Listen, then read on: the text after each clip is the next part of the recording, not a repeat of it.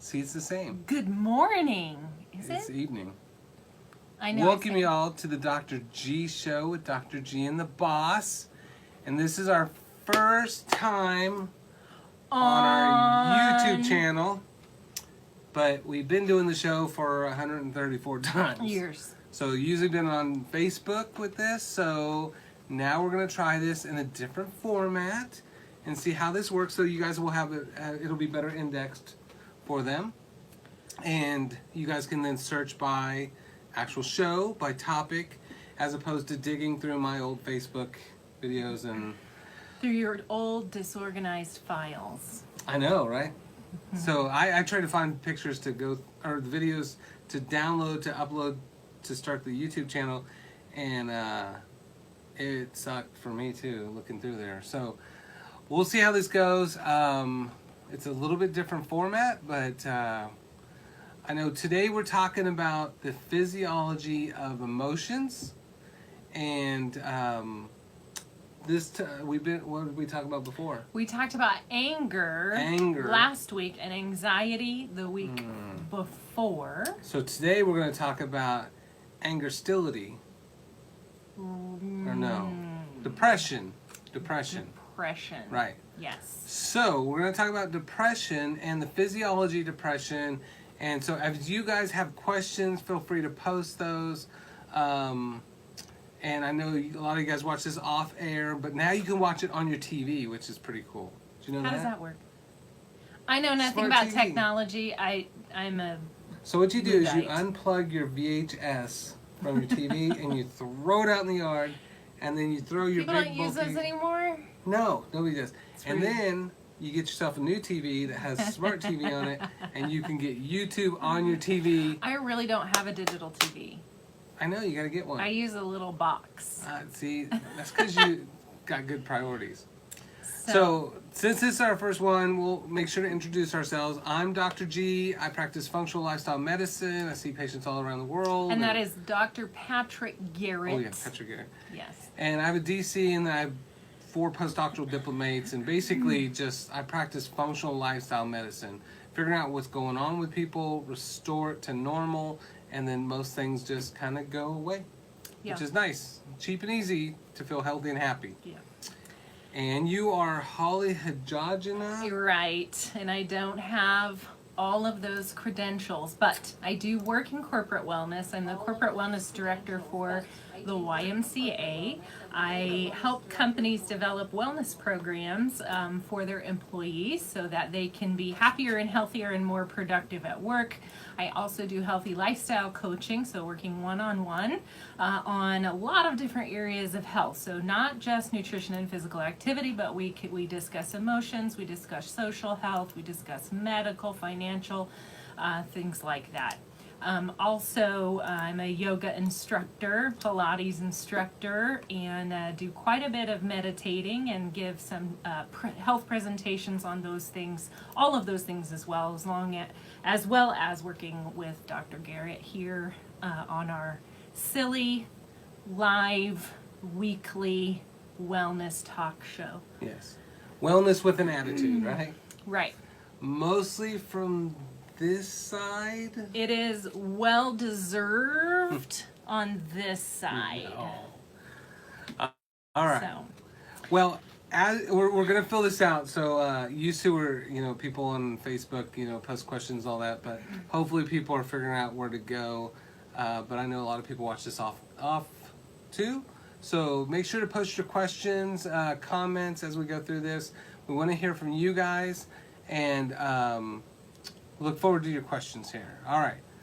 So today we are going to talk about depression, and like we said before, we talked about anxiety, and we're talking about the physiology of these emotions as well. So we're going to talk about the causes of these things, the effects of these things on the body, as well as what kind of treatment options are available. But then I think the premise of this particular show is to really talk about what are best practices in general. We look at communities around the world that are living into their hundreds, vital and energetic and happy. And what are those people doing? So we'll speak to some of those best practices for tonight for these emotional disturbances as well.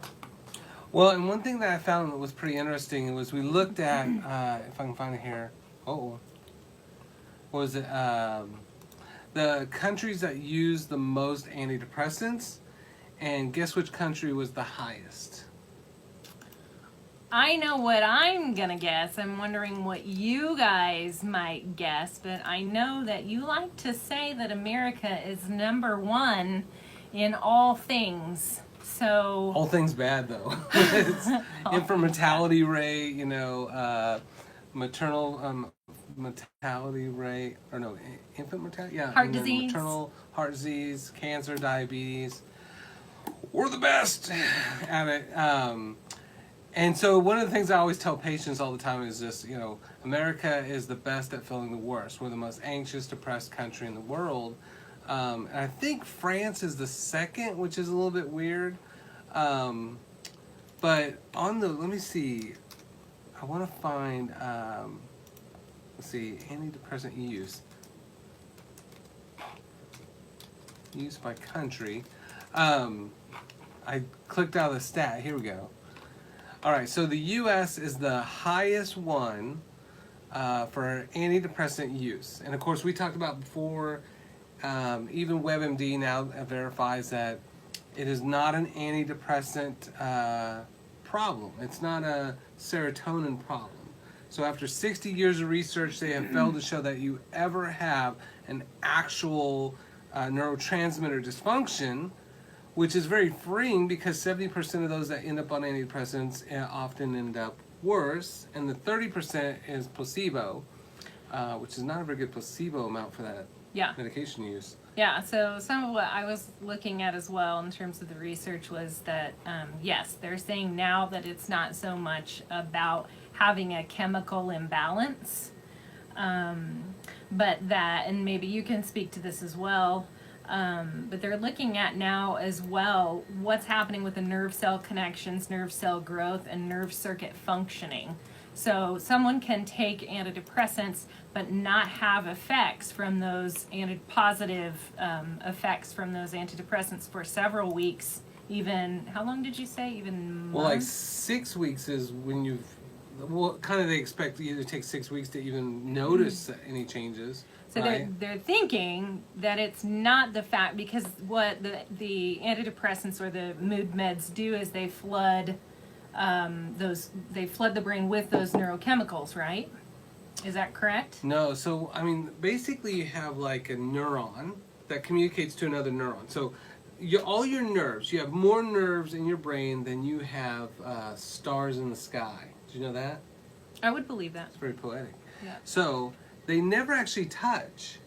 And so basically this end and this end get really, really, really close, and then they have neurotransmitters that then are secreted across, and then they bind to the receptors on the other side to turn things on, like hitting a light switch.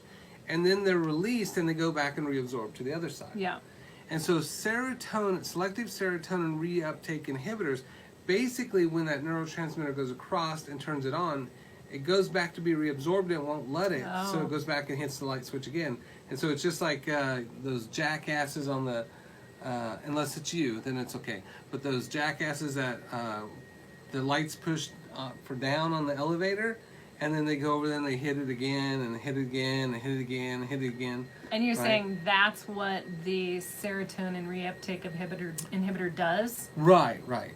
And so the problem with this is it gives the artificial impression that you are making more neurotransmitters than you really have, thus downregulating your others through the negative feedback mechanism for hormones and neurotransmitters. But the other big problem with this is that only 5% of serotonin that they're messing with is in the brain. 95% of serotonin is actually outside of the brain. It's all in the gut. Like even all that gut function is actually serotonin. And so that's why the first like Zelnorm and those kind of medications were, they worked on serotonin, but they killed people. And so they took them off the market, they made them a little bit better, and then they killed people, and then they finally just took those off the market. So that's why you saw that and then it disappeared. But that's because serotonin, you have this global effect. And even like most serotonin floats with, I believe it's on platelets to make bone cells. Like, isn't that crazy? So it has other functions. Right, so it has all these other functions, and so then if you mess with those neurotransmitters, you end up causing all this other catastrophic fallout from that. And so, like, even one of the studies that I read in Science Direct, they talked about, like, they were using antidepressants on mice, you know, because mice get sad. You know how it's kind of sad to be a mouse? And ever since Tom died, Jerry's all like... Oh, no. All right. No. So... They would have spontaneous fractures, and they were like, what the hell's going on here? But it turns out that it caused more bone loss than it did neural improvement in the brain. Okay. So... I feel like you don't care about all that. Like, you just... I feel like you really want me to gush over, like, literally everything you say. You don't care... Oh, Dr. Shut G. down. That was so awesome. No, like, I don't even think you're listening. You're just like, you're like a guy. You're like, okay, I'm just let him talk until I can talk about what I really want to talk about. That's what I'm talking about. No, it is. Yeah, I'm just keeping you on track. All right. All right. Okay. So it's not as simple as what we've been led to believe in terms of the chemicals, the serotonin, the balance in the brain. There's more to it, or maybe less to it, depending on your perception. So some other causes of depression. There's more causes? There could be other causes. All right. So we could have faulty mood regulation, but I question what the cause is of that faulty mood regulation. We're going to talk about causes outside of just the serotonin depletion or deficiency theory. Yeah. But other things, like people do have genetic vulnerability, and we'll talk about that as well, because what's exciting about this genetic vulnerability, when you hear the word, he just wants to show you that. Is that? So Are we going to talk about methyl tetrahydrofolate reductase pathway? Yeah, we might. I All might right. allow you to talk about that. Dr. G and the boss. So we can have genetic vulnerability, but not all hope is lost with that. So we'll talk about that as well. You just call me fat? Yes. So we have stressful life events. No? Yes? Yes. We have medical problems or medications that can also be contributors to depression. So, and usually when depression, or especially chronic depression, arises, we're looking at multiple factors that are interacting, that are in combination and in concert, not just one issue like I have low serotonin, right? We're looking at multiple factors. We want to look at the big picture.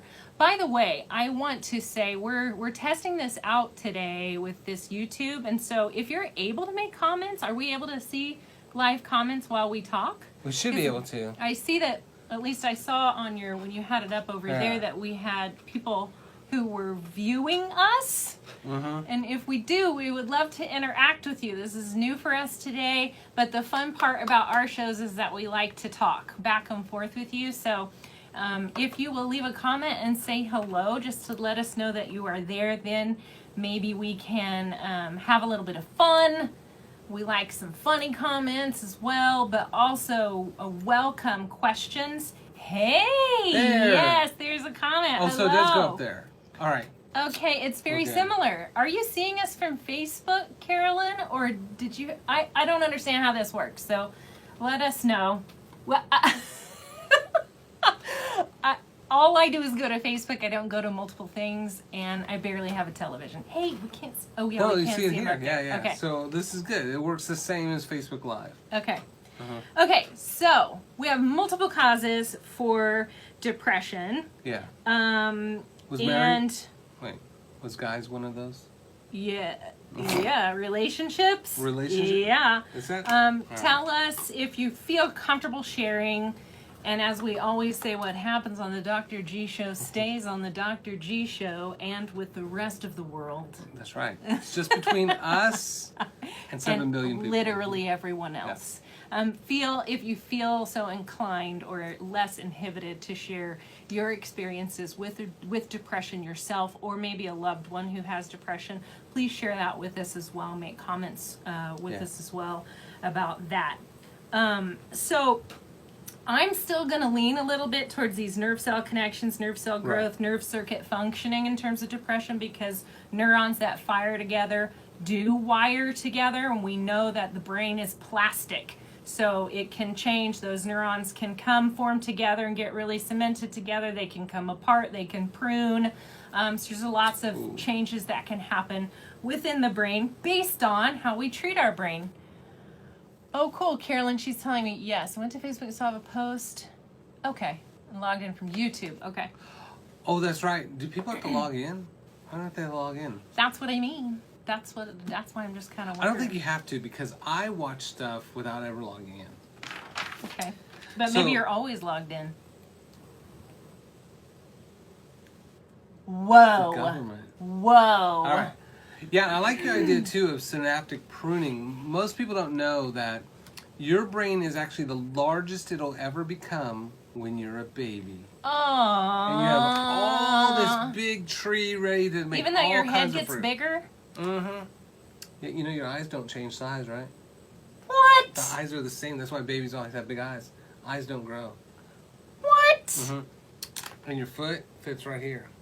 Did you know that?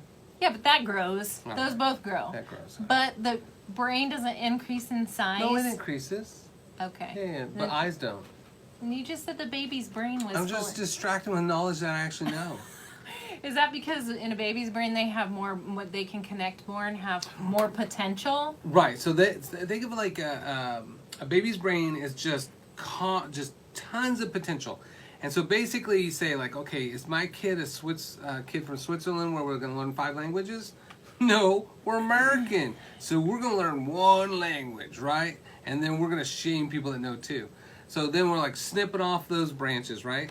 And then it's just like, am I going to learn a bunch of math and science? No, that's crazy talk. So I'm going to snip those off. Am I going to learn to word work? I'll snip those off, right? Yeah. Learn to sell. So basically, we take all that potential that we have, and then we just slowly snip and snip and snip away, right? What we don't use. Right. Yeah. And that's why, like, if you want, like when we talk about plastic, right? Not actual plastic from petroleum, but plastic as dynamic and changing and evolving, right? So that's where, like, when they talk about the studies of anti-aging of the brain, learning stuff that you don't know, and of course exercise, like learning a new language. I'm anti-exercise. Learning a new language, it reverses your brain to a 25-year-old. Did you know that? So by continuing to learn, you are increasing your potential, your cortical potential. Learning hard stuff. Yeah.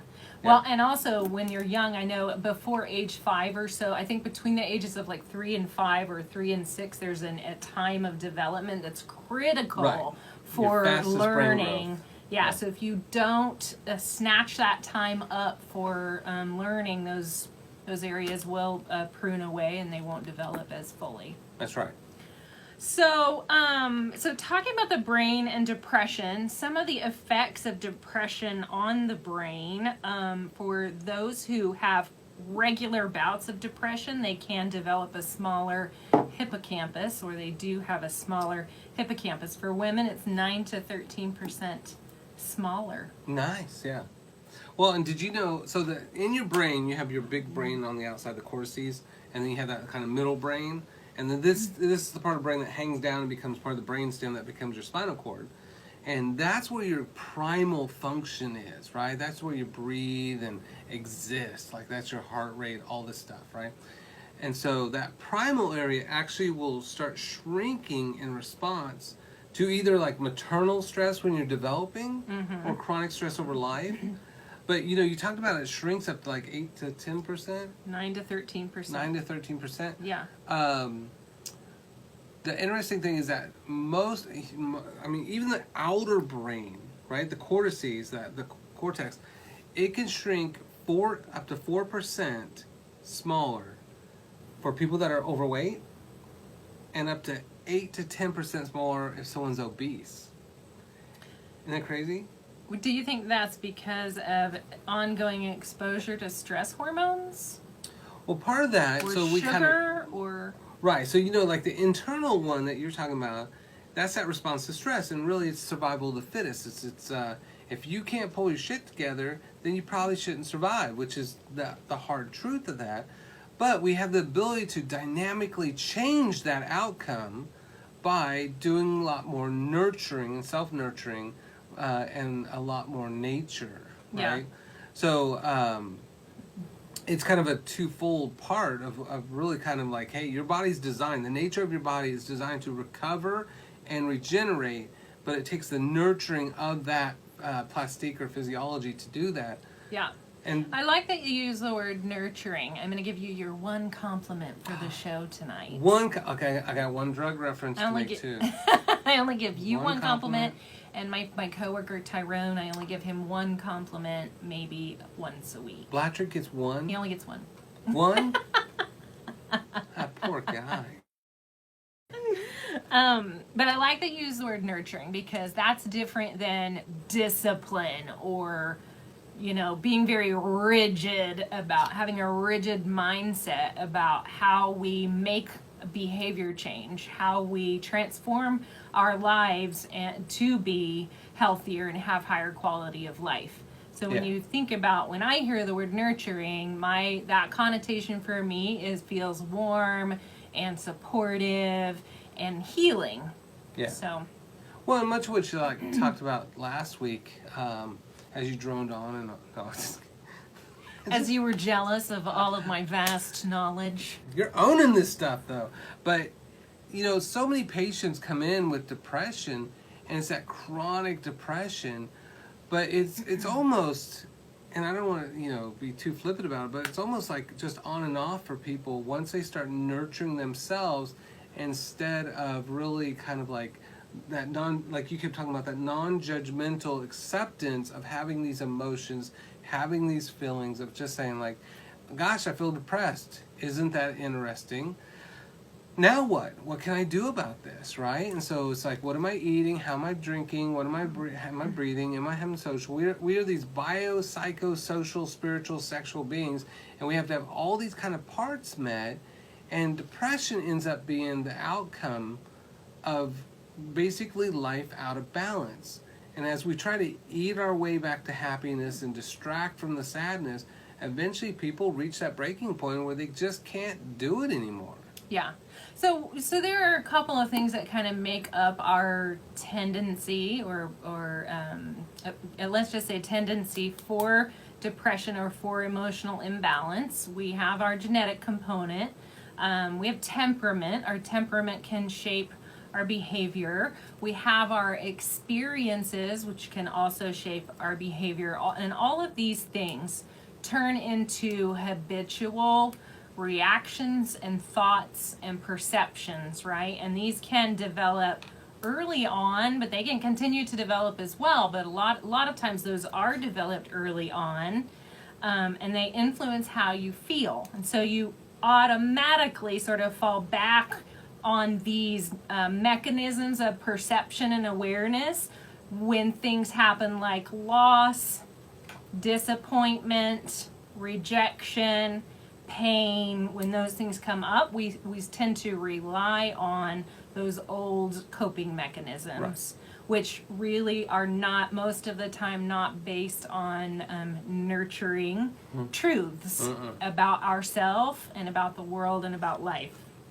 Yeah. Don't always believe what you think, right? And we kind of are, like you, so she said that, like, what was it, 90,000 thoughts? 70,000 thoughts? 60 to 70,000 thoughts per day. Yeah. Is what we tend to typically have. And 90% of those thoughts are negative. Yeah. So that's that synaptic pruning of like, am I going to be happy? Am I going to be happy? And then basically kind of like withering your hippocampus and all that down to where you just are kind of conditioned for sadness and depression. And then the minute something comes up, you don't have that plasticity to overcome it. And then you revert back to the same things of coping with food and distracting and to the point you can't. So that's where when you look at lifestyle practices of really kind of expanding and developing that kind of resiliency that you have for depression and anxiety and all those things, the resiliency factors. Yeah. Can you talk a little bit about, and we've talked about it in almost every show, just a little bit, but the stress response and the HPA axis? So not everybody has HPV access, but mostly it's just in clubs. Let's talk about vaccines because why don't we start that topic up? Go ahead. So it's actually HTPA. Okay. And go. So it's the hippocampal. Hypothalamic. I thought. Yeah. Hypothalamic, thyroid, adrenal, pituitary. So HPA is usually hypothalamus, pituitary, adrenal axis, but you also thyroid's in there too. Because eventually, if you just exhaust your hormones, then T4 doesn't convert to T3, and then T3 free goes down, and then you end up with thyroid issues. So that access is a constant feedback that's going around in your body to say, how well am I coping at stuff? And do I need a little bit more cortisol, a little bit epinephrine, norepinephrine to kind of function? Do I need to amp up my thyroid? But the problem exists is when we just have too much stress. That prolonged cortisol that just starts creeping up and up and up and up like that, eventually it just quits. That's how it sounds when it does it too. Up and up and up. And up. And then your thyroid tries to pick up, and then it just kaputs, right? And so the fix for thyroid is the fix for adrenal, and the fix for adrenal is stop exhausting your damn adrenals, which we talk about a lot. So we're stopping external stresses, or Right. how we react to external stresses. And like I don't ever like to give people a lot of coping mechanisms. I like the plasticity changes. Rewire your brain. Don't cope, rewire. So cope kind of sounds like we're putting a Band-Aid on it, but we're not actually addressing the root cause is what you're saying. Right. And there is one caveat to while you're changing, something like adrenal adaptogens are kind of helpful, but they only will help for so long. Can I ask something? Absolutely. So, neurotransmitters, serotonin, norepinephrine, dopamine, glutamate, GABA. Right. Should people supplement with those? Absolutely not. He says absolutely not. Why? Because the negative feedback loop, your receptors say you're not making enough, so your gland says, I'll make more. And then your receptor says you made too much, and your gland says, well, I'll make less. And it's always too much, too more, too much, too less, too much, too less, little. Too much, too little, too much, too little, within a normal range, right? But if we take a neurotransmitter or trick the body into believing it has more neurotransmitters, or we take a hormone, whether it's bioidentical or synthetic, the receptor then thinks you're making more, so then the downregulation happens. Yeah, and so you the make body less. makes less. So you feel good in the beginning, but eventually 3 months later you're just like, I'm not feeling good, and then they double the dose, and then they do it twice a day, and then eventually you're screwed because you're just dependent on that Does dose. that happen with mood stabilizers as well? Downregulation? Are you asking for a friend? No. So what kind of mood? Like Xanax or something? Anything. So it depends. There might be people taking lots of different types of mood stabilizers. So, you know, if you look at something like tryptophan becomes 5-HTP, which some people take tryptophan, right? But you get tryptophan. Why is it not converting to 5-HTP? And then 5-HTP converts to serotonin. Serotonin converts to melatonin for sleep. So mood, sleep, right? So if people take serotonin, it actually causes more problems. If they take melatonin, it actually causes problems. But if they take like 5-HTP or tryptophan supplements, there's nothing wrong with that. I mean, that won't downregulate because your won't. body doesn't produce that naturally. That's Right. That's a component. You're putting in products. Okay. And telling the body, here, I'm going to give you some help. Kind of like glucosamine. Glucosamine and chondroitin sulfate for knee things helps, but it's not the solution. Why the hell are you degenerating your knee so fast, Yeah. right? So people might not know would it be possible to put a list or post a list of like Yeah. the neurotransmitters and the hormones that people should not supplement with? Yeah, we can do that. Okay. So, precursors are fine. And that's where, like, I really like adaptogens for short-term kind of coping while people are making long-term lifestyle changes for that full neuroplasticity to get their brain back. But those things, basically, they're great because they don't mess anything up, but if your cortisol's too high, it'll help lower it. But if it's too low because you've exhausted it, it'll help bring it back up. Yeah. And every country has their own. So ashwagandha, shistosandra, rhodiola, eulithro. That would be licorice another root. list we should post. We should. But, riddle me this, Batman. Which adaptogen is traditional for Americans? Which adaptogen? Native Americans. I know what it is. No, you don't. Yes, I do. It's What? Tulsi. God dang it. All right. He thinks I don't know anything. Smarty britches. What's the other name for Tulsi? Holy basil. All right, fine. Whatever. So, but those things have effects, differing effects as well, the adaptogen. So we want to ideally get those in food or tea form, right? Can you get adaptogens in food form, or is that just the herb itself? Well, so like other countries, they'll take a little branch of it and they'll put it in their tea or their drink. Can they put it in soup? Yeah. Okay. Yeah, I mean, you can use it's just like tea.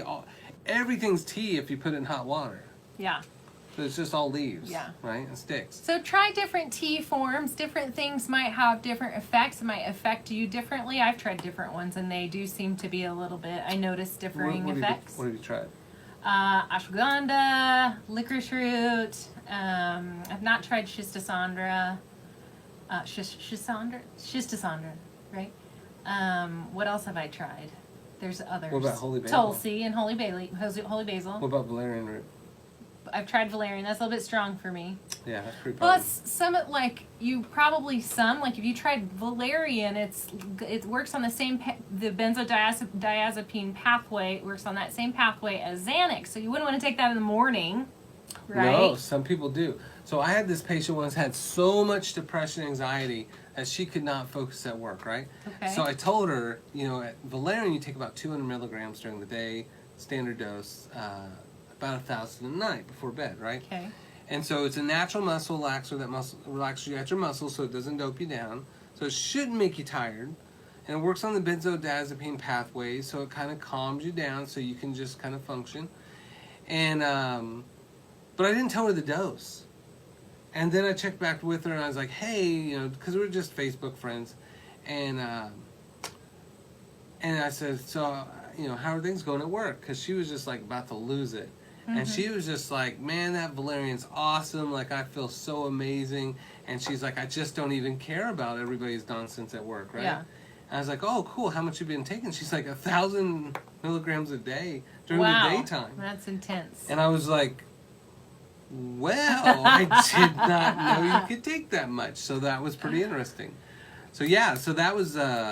So it's also going to be person dependent, right? Your therapeutic dose of anything. Right. Size and your toleration of it, how your CYP genes work. Because for me, I might not get out of bed if I was taking that much in the morning. It might just really lower me so much because it's an anti-anxiety that. So you always want to take energy. those adaptogens like on the weekend, kind of see how they feel for you. Oh, that's a good idea. Yeah. Yeah. Oh no, that's two. You said. Oh, You man. just said I came up with two good ideas. Two compliments. I'm going to remember for next time. That's twice. Now I have to get none next time, right? Yeah. Yes. So the other thing is like one of my favorites for patients is the Yogi bedtime tea and Yogi tension tamer. Those adaptogens are one of the few that patients come back and are like, oh my God, that was amazing. Celestial Seasons makes attention tamer. That's inappropriate. Not celestial seasoning. Yogi tea doesn't make a tension tamer. Well, whatever it's not celestial. It's another. Tension tamer, I think, is celestial seasonings. No, not that one. But there's one that Yogi makes. So there's 2 bedtime teas. What does Dr. Padilla drink? There's a caramel bedtime, and it's a sleepy time. I think it's a sleepy time. Oh, Sleepy Time is by Celestial. That thing sucks. Well, you know what? No matter what tea you pick, look at the ingredients and see if it has some of these adaptogens that we have mentioned, like valerian. The valerian for me at night is too strong. I don't know, for some reason I wake up in the middle of the night with valerian, but if I do the other one that has a poppy base. Yeah. The other Yogi caramel bedtime tea, that one's a little bit more subtle for me. I feel like we should flip that. Like, you're not strong enough to handle valerian tea. Or maybe my body is so pure enough that that throws me out of balance. If your body was pure, you wouldn't need it in the first place. Whatever. Maybe not that high of a dose. Do you give your cats it? No, where's that? Why you always gotta bring my cats into stuff?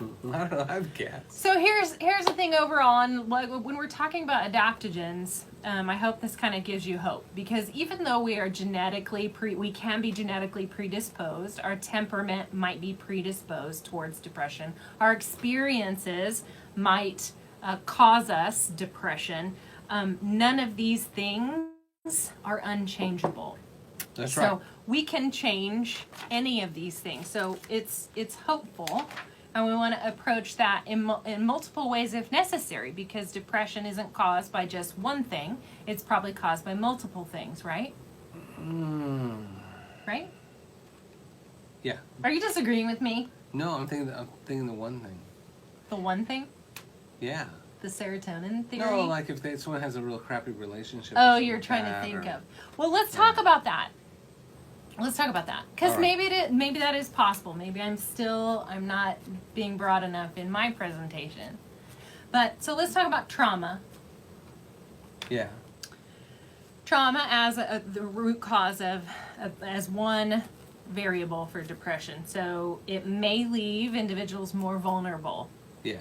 To depression later in life. It can be anger turned inward. And I wanted to discuss this. I wish we would have discussed this last show, because I was thinking about our last show on anger, and I was like, what are all the causes of anger? I just kept going through my mind, and the one thing we didn't really talk a lot about, pain. Definitely pain. Pain or trauma. Yeah, pain's very good for depression, because same thing is it downregulates. So your body, like Skinner's box, your body's constantly trying to cope. And so if you're in constant pain, it downregulates your own neurotransmitters and shrinks the hippocampal area and the cortices for that. Yeah. To the point where your brain also, like if you look at like a normal brain scan, a functional MRI, lots of blood flow to those areas of the brain all over, so you can have this like full body experience of your environment. But people that are constantly in pain end up only having little segments, so that they don't get the same joy out of life because of the chronic pain. So then you have basically a 2-tiered approach to that patient. Well, and I was talking about emotional pain. Were you talking about physical pain? Same. Yeah. Same. We'll get to physical pain as well. Is there a difference between physical and emotional pain? Maybe not. Maybe the sensations are the same. I guess we'd have to ask the thalamus. That processes sensory information. Yeah, and the thalamus dramatically decreases blood flow to all those parts, because all sensory from the entire body goes through these 2 little eggs in your brain called the thalamus or thalami. And then those go out. Like they're the circuit board or the breaker box for the rest of your brain for the interpretation. Yeah. And so every bit of sensory from the lower body has to go through there and then goes to the brain. Yeah. But as that blood flow shrinks to that area, basically you have less ability for that. You always have the ability to change it, but the actual then, I think it affects awareness presentation. too, because the thalamus can connect and start connecting with the amygdala as well. And so you've got amygdala's emotion, thalamus is sensory, right? And so one might be affecting the other might be affecting the other, right? Right. Yeah, it becomes kind of cyclic. But they did this study on monkeys. Which were only 3% genetically different from a monkey. So they this kind of a little bit sad, but they separated these baby monkeys from their mothers, and they went through these stages of attachment trouble, right? They went from fury, okay, so that goes back to our anger talk, the right? baby monkeys? Baby monkeys. Yeah. So from that loss or that stress, their stress hormones were up in general throughout all of this, and it stayed up, but they went to fury first. So there's our anger, right? Yeah. Then turned to despair. So now we're turning into sadness and grief. And eventually, with prolonged distance, it turned to apathy, where they just didn't care anymore. Yeah. So what are that's kind of like the stages of like grief and loss too, you know? Uh-huh. But that acceptance or the apathy, I think that's where people get stuck. But I think outside of that, I mean, that's where that if you like the hero's journey, you know, like Dr. Campbell's work, you basically are in that status quo of like, you know, screw it, his life sucks, and I might as well just be a part of, you know, just kind of exist. And you can't believe that you can thrive and dynamically change and rewire your brain. And so I think people get apathetic big time. Well, and right? I think that, keep that question in mind. Thank you for the question. We'll answer that in just a second. I think that apathy can have a positive attribute and a negative. It could be a healthy detachment, right? Where let's say you broke up with your boyfriend or whatever, and you process through I don't have a boyfriend. Dr. Patrick, he broke up with his boyfriend. And okay, so went through the fury, went through the despair, and came to acceptance, where maybe you do develop kind of a healthy detachment. Or it could be apathy, where I can't attach anymore with anyone and I'm closed off, or I won't. And so there's just kind of a numbness or a... So what's the healthy pathway for that? What do you mean? So if that's the tradition, like anger, then despair. Because, yeah, you know, it's just like, it's not fair, and you get angry. And then it's just like, oh, woe is me. And then it's like, fine, I won't go do anything ever anymore. Well, I do know that studies on divorce say that when you are able to hold, what's the word? Money?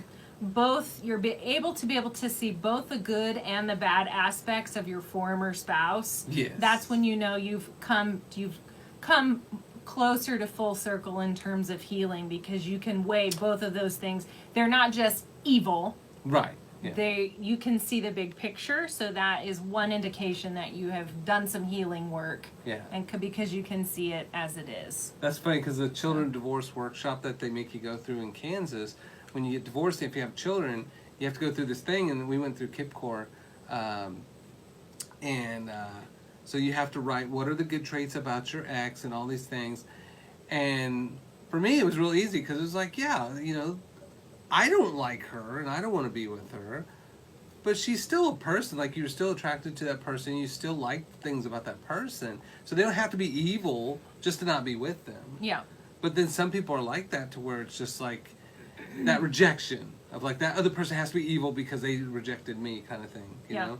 But yeah, once they get to that, just like, you know, you get past all the noise and all the frustration, all the pain, and it's just like, and you can like be normal co-parents and like exist, and that's like the mecca for that. Right. That's when you know the healing's there. Yeah, that's a good point. So I think in terms of depression, when we have traumas occur, it's important to process that, to understand it, to become aware of the variables of what caused that to occur. But then most importantly, to nurture yourself through the process so that you can have a healthy outcome and a healthy detachment, and you're not stuck in one of those areas of grief or one of those areas of processing where you're just kind of hitting that same area, that same thought or that same trauma trigger or that same PTSD, whatever it is. Would probably be in general important for you to seek some therapy if possible, along with support yourself with some healthy lifestyle practices. Right. And we had a question too by R&S Garing. Yeah. R&S. Is that two people? Oh, Sherilyn. Oh, it is Sherilyn. Okay, yeah. So, with that, so the valerian long term is fine. Adaptogens long term theoretically are fine. You know, it's okay. But it's just kind of like where you see people with golden seal and or see, like it says, don't use more than 2 weeks. But it's really like, are you fixing the underlying things? Yeah, so are you using the adaptogen as your kind of your crutches in order to develop other lifestyle behaviors that would allow you to maybe not be dependent on it, if possible, right? Is that what you're saying? Exactly. Yeah. Right. So that's how we want to use supplements in general, is to help stabilize you, help support you while you work on these other areas of your life to kind of balance those things back out. And hope-wise, you know, when we talk about the treatment stuff, you know, we know that the medication doesn't work, and we know that even WebMD says that now, and most major journals actually parrot that same thing of like, it's not working. What we said was the cure is not the cure, but the cure, there is lots and lots of hope for those that are hopeless. You know, I know that we're going to go into that, but I want you guys to not feel like you're you know, if you have depression, know that it really can be that easy to change, but it's just the rewiring that has to take place. It's not passive, but it's actively just taking a stand and saying, tomorrow's going to be different. Today's going to be different. I'm going to choose to do things even though I don't feel good to do them. But I'm also going to choose to figure out ways in order to support myself and ask for help. Mm-hmm. Nurturing help from positive friends, from positive professionals. Wait, not just your buddies? So if you need additional help and support, that's going to also be important as well. Can you speak just a little bit for those who may be on medications currently? And I personally would encourage those people, what derived benefit from those medications, because I speak with these people day and day when I coach. Yeah. And you can't tell someone to go off their medication. I can't tell someone to go off their medication, right? I can't say, I have to have trust with someone and I need to support that trust with them. And so my encouragement then is what kind of lifestyle practices can we do to help support whatever that medication is doing for that person? Right. But if someone wanted to transition off medication, or wanted some other thoughts, what would you say? Well, the goal is always not to take people off medications, but to create it to where they don't need medical management anymore, right? That the lifestyle really has changed, that they can just feel healthy and happy every day and not need it. But prescribing wise, I mean, yeah, antidepressants are one of those, and any of those kind of mood stabilizers, any of that stuff, you don't just go off those, right? And so, like, don't, you know, meds are bad, they have all these side effects, there's nutrient depletions. But create it to where you don't need it. That's really the key there, right? Yeah. So, you know, technically, you know, just, go with your provider. If they wrote that, you have to go by what it says. But if you're making lifestyle changes, then talk to your provider and say, hey, look, can we lower this dose over the course of like 3 months? I'm making all these lifestyle changes. I'm starting to do yoga and meditation. I'm being more mindful. I'm eating low glycemic, nutrient-dense foods, and I'm getting some exercise. And I really feel like I'm starting to feel a lot better. Could we lower this as long as I monitor it? And typically, as long as you monitor what you're doing, most docs are pretty cool with lowering your doses and getting you off your meds. Yeah. It's just most people won't do it. And so for those people, it's fine, but, you know, Right. That's when it just becomes the crutch. Right. But that's why it's important to take very small steps that are consistent and realistic and doable in terms of lifestyle. And then also, and consider your expectations. So we want to look at doing these things over time. This is not something that's an overnight process. But then continuing to work towards creating that support system, putting yourself in environments that are supportive, with people that are supportive, et cetera, et cetera, et cetera. And there's and again, it's like I tell patients, you don't have to do anything I say. I'm just here to provide kind of expertise, and your other doctors provide expertise, and then you decide what the hell you want to do, right? Yeah. But there's no judgment. Yeah. And so if you want to be on drugs, but be aware of why you're taking, take care of the nutrient side effects or the depletions, and it's not judgment based of like, you have to be off your meds and you have to make these changes. But what if you didn't need them because you could rewire your brain and feel better? And what if there was a less risky, less expensive, long-term solution that addressed the root of what's causing that depression, or the roots? Right. Because, even when we talk about genetic, right? We often think of like, well, that's my destiny. But the reality is DNA is not your destiny. Even like at KU, we're doing this research on the methyl tetrahydrofolate reductase pathway and its relation to mood and depression, anxiety, that kind of stuff, right? Which we call proteogenomic psychiatry, and it's all really just cutting edge stuff. But that pathway, why it's so important, it sounds inappropriate. It's amazingly inappropriate, but it's the thing that regulates things like your thyroid and your sleep and your mood and your brain function. And so even if you have that genetic mutation, which you can easily figure out, like we have patients that do 23andMe. If you're going to do any genetic testing, do 23andMe, so they test everything. They only show you this much. But then you come to someone like me or another provider where we can actually download the raw data, put it through another software, and actually go through and talk about any of the other 25,000 genes that you have and what those mutations really mean. And so even people that have the methyl tetrahydrofolate reductase pathway mutation, some of those are non-effectual, your 1298 and your C677T or TT, those ones are the most affected, but not always. But if they are, then you do a methylfolate, and then you get that pathway back to your bioterapin and your PEA and your all these acronyms and stuff. But you basically get to feel good, even if you have that mutation. It just says, great, you have it. How do we It gives you that? some more direction for your unique physiology and genetic makeup. Right. So even DNA, even if you do, like, let's say mom was really massively depressed while you were in her belly, right? And then you ended up having a smaller hippocampus because of that, and hypothalamus, and so then you have less ability to react in really rational ways that will allow you to feel good. Great. Change it. Yeah. Regenerate, regrow, redevelop. Just like we said, your brain shrinks and shrinks and shrinks and shrinks, and then we say, I'm going to learn a new language. Oh, it's hard. Great. Force it to work harder. Your brain is just like every other muscle in your body, to where you say, I went to the gym and I did some barbells, and I was so weak, so I'm just going to quit. I should just quit, right?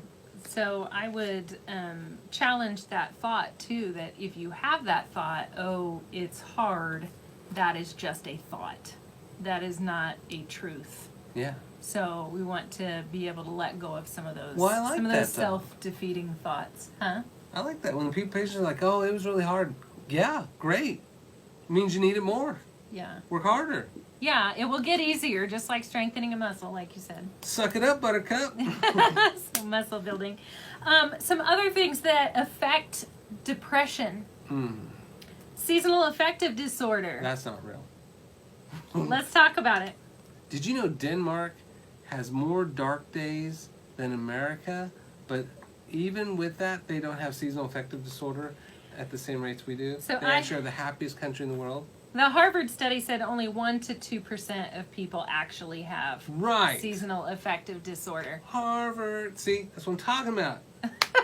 You thought I was going to go some. I thought you different were, direction. and I was just like, okay, no. So only 1 to 2%. Yeah, and if you take, so vitamin D is a big part of that too, which is you get from the sunlight for free. And I was going to say, we have an epidemic of low vitamin D. So Because vitamin D is made from cholesterol, and we take a drug that lowers cholesterol, which makes vitamin D. But I don't take a cholesterol drug, and I tested low for vitamin D. Well, that's because you So don't go why was that? outside. YMCA. So theoretically it is kind of true that if you are not outside that you could develop seasonal affective disorder. Right. So go outside. So it does exist. Go outside. At first you were saying it didn't exist. Well, that's just like, man, I don't do any exercise. I get really weak and I can't open a jar, so I got muscular wasting disease. Yeah, great. Freaking go outside. So you're saying don't lean on the diagnosis as an identity. Right. Like, oh, this is me. I have this disorder. It Yeah. basically just means you were not in the sun enough. Right. Get the hell outside and live your life. Right? The average American now is vitamin D deficient, and nobody goes outside because we think the sun causes cancer, because we believe that God hates Americans, so he created the sun to kill Americans, but only since about 1935. Because before 1935, God was like, you know what? Don't kill those Americans yet. I like them. Less freedom. I read somewhere that you can get 50,000 IU of vitamin D just from 15 to 20 minutes in the sun. Did you hear that from me? Because that's what I'd be telling people. I learned that before I met you. Are you serious? 5,000 to 40,000 IUs from 15 minutes in the sun from 10 to 2. It feels amazing too. It takes nothing. Just go out, do a little bit of sunbathing. Even on you cloudy don't have days. to take off your clothes. Just from the what'd you say? From the chest and face and arms, you can get. Yeah, you get it all. It's just like, yeah. Just So I don't have to be buck naked when I'm outside? Huh? I don't have to be buck naked when I go outside now? Dear God, please let's hope not. It's good because then the cops come and now you're getting exercise running away from the cops. Okay, so that's sad. Go out in the sun. Yeah. Let's talk about medical problems that can be precursors to depression or Yes. vice versa. Speaking of what came first, so like thyroid, heart disease. Thyroid is almost always secondary to adrenals, which is then secondary to lifestyle out of balance. Okay, so think stress, Chronic stress relief. yeah. Chronic stress exhausts or actually prevents thyroid hormone from converting to T3 to then free T3. And then you should be sad and tired and lethargic. Heart Which means the fix then is adaptogens and lifestyle changes. And don't think of it as stress that's just emotional stress. I like to think of it as how are we stressing the body physiologically? Are we stressing it by eating sugar? Right. Are we stressing it by, excess insulin production or whatever? Yeah. So it's emotional stress and physical stress. Yeah. But we're also looking at heart disease. Heart disease, depression is linked with slow recovery, future trouble, and higher death risk for those with people who have heart disease. But I don't understand. We're like really good at having heart disease. Like we should be happy about that. So with heart disease, which came first, right? So It's probably back and forth with that So one. what's messed up is the medications that they use to treat heart disease actually mess up the calcium pathways and the beta-adrenergic, and so it actually affects our mood and can make people tired and depressed. So like beta blockers, people were like, well, my blood pressure's not elevated, but now I just can't really do a whole lot and I don't feel great. Yeah, you shouldn't. You're taking the medication to force that. Yeah. People that take calcium channel blockers, your nerve synapses in your brain require a surge of calcium to release those neurotransmitters. So yeah, you should feel tired and lethargic. And so that sucks because, okay, well then how do I fix the hypertension? Well, then fix the hypertension stuff, which they say, well, you can't 95% of the time because that's all lifestyle stuff. It's all things like dehydration, hyperglycemic diet, endothelians, stuff that you have control over. So then if you fix that, then you don't need the hypertensive medicine, and then you don't have the secondary depression from the nutrient depletion and the expected side effects of the medication. Yes. So what's good about this part of the talk? Talking about medical problems and medications, I think this gives you another point of reference. So you can say, oh, hey, this probably just isn't a personality problem, that I have this depression, something that I can't fix. This might be a health problem, the result of a health problem, or the result of a medication I'm taking, Right. or my depression might be causing those problems as well. But in terms of how you feel about yourself, I think it's important to look at what is going on in my body physiologically that might be causing it to be worse. So other things, neurological conditions, stroke, nutritional deficiencies. That's a huge one. Endocrine disorders, immune diseases, cancer, erectile dysfunction, viruses, all of those things can cause, at least what Harvard is saying is 10 to 15% of all depressions, but I would venture to say more. I bet they're a lot more. Yeah, I bet they're more cyclic too. Yeah. Yeah. So no, absolutely. But you know, there most of those things again, and that's why I do the lifestyle, functional lifestyle medicine, which is the create just everything working the way it's supposed to, and that way we're not trying to chase this thing and chase that thing and figure out which came first. Just fix it all. Just create a lifestyle that's consistent with life longevity, without gimmicks and nonsense, and most all the things just kind of restore. Yeah, so we're nice. the approach is to restore the balance and equilibrium in the body. What about exercise? That help with depression? I heard that does. He doesn't like it when I talk about exercise. I don't care. I'm just saying. Just because I work at the Y. That's like you saying yoga for every answer. Yoga. Exercise is like a magic pill, Boom. people. It's the one thing we don't want to do, but it is the one thing that can have the biggest effect. Yeah. If we're doing it regularly, it increases our BDNF, our brain-derived neurotrophic factor. Which lowers with depression.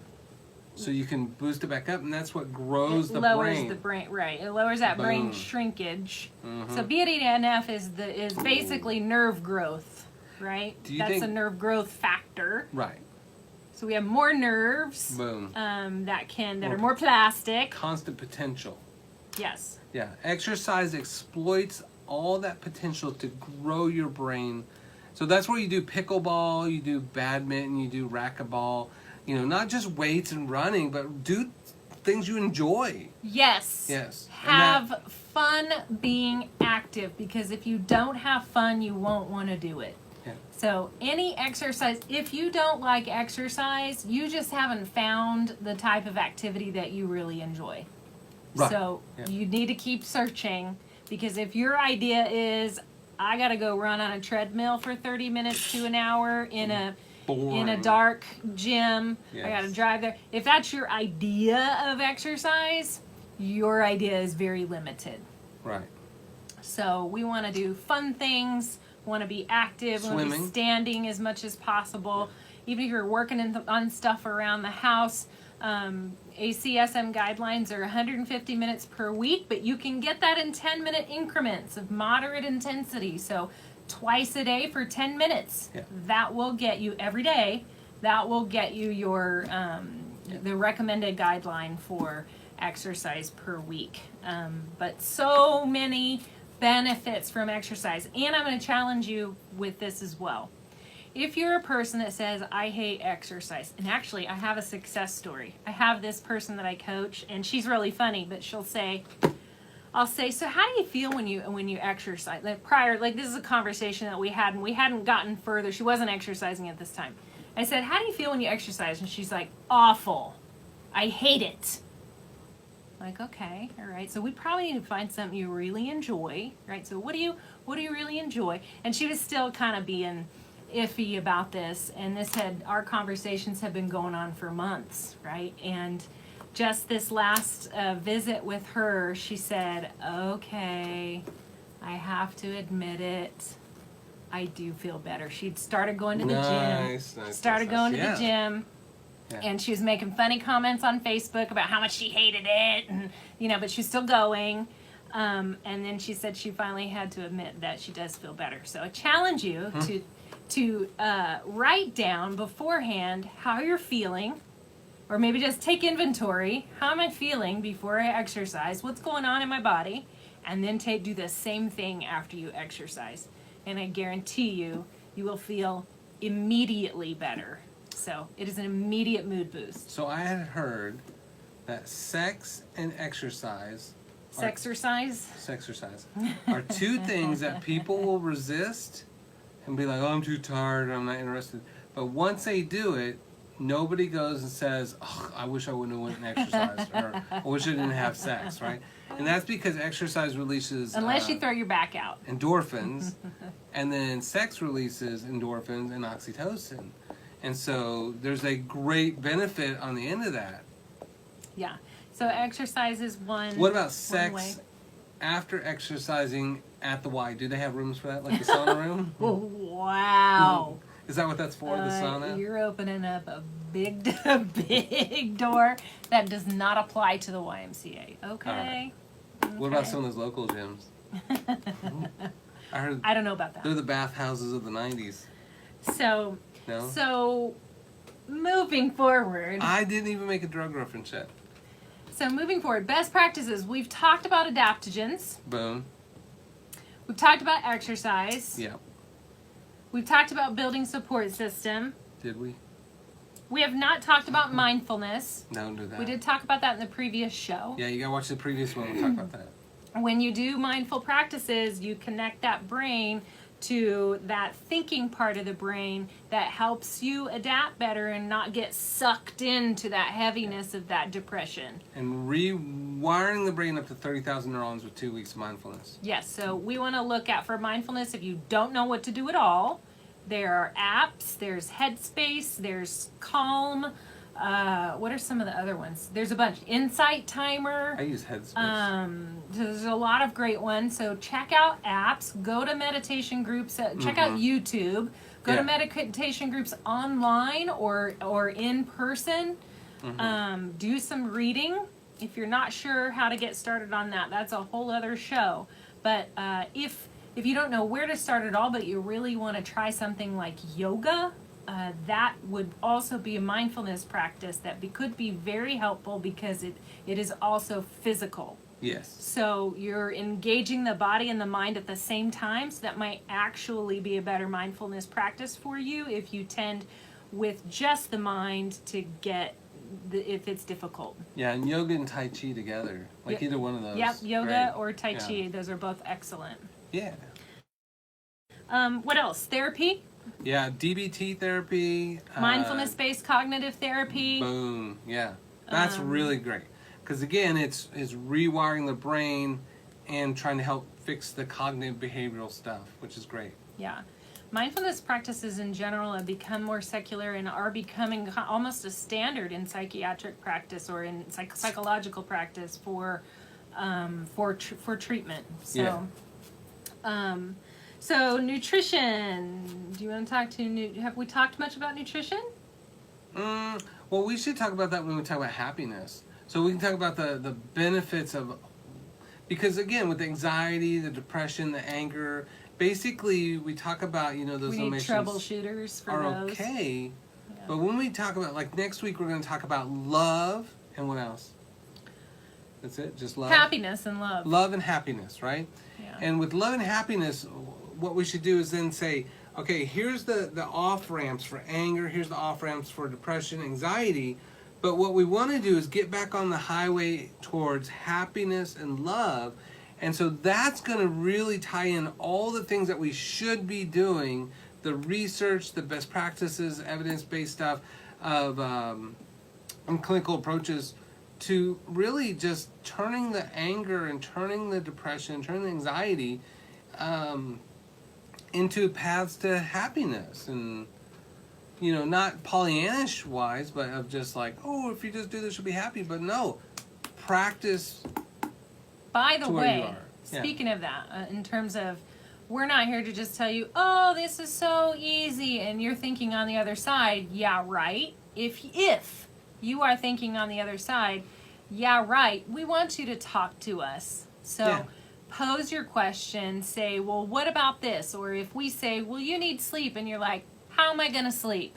My thoughts are going 45 miles per hour every night. I don't know how I'm going to sleep. We need that feedback and we need that discussion so that we can help you with your specific issues.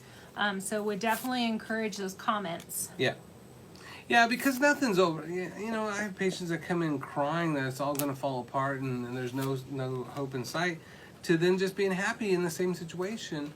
And I've been through that too. I mean, I have 4 daughters and, you know, went through divorce, all that kind of stuff. And you have that kind of sense of like, you think you got to figure it out, but you can't seem to figure it out.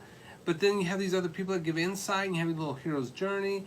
And it's as much as you think like it's not doable, it's hard. It really isn't that hard.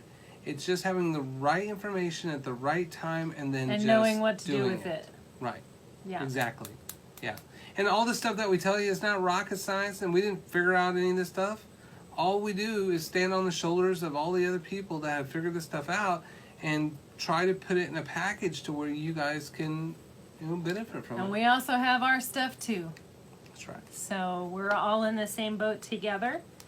So anyway, we are past time tonight with our first YouTube. If this was church, people would be pissed off.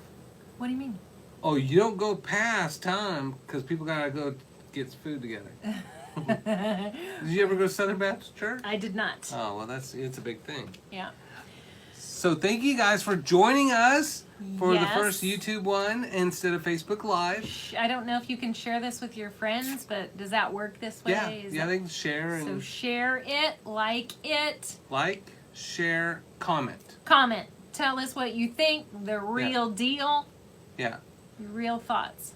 I mean, if there's something you don't like about the show, or you don't like her glasses, whatever. I mean, go ahead and speak to us because we listen. That's right. All right. Nosotras escuchan. Is that real? I Sounds don't like know should be what it real. is, but Do you know how to even stop it? no, I don't. I don't know how we stop the show. Oh, there's Yeah. an X up there. I think that might work. All right. Thank you guys for watching. Please share.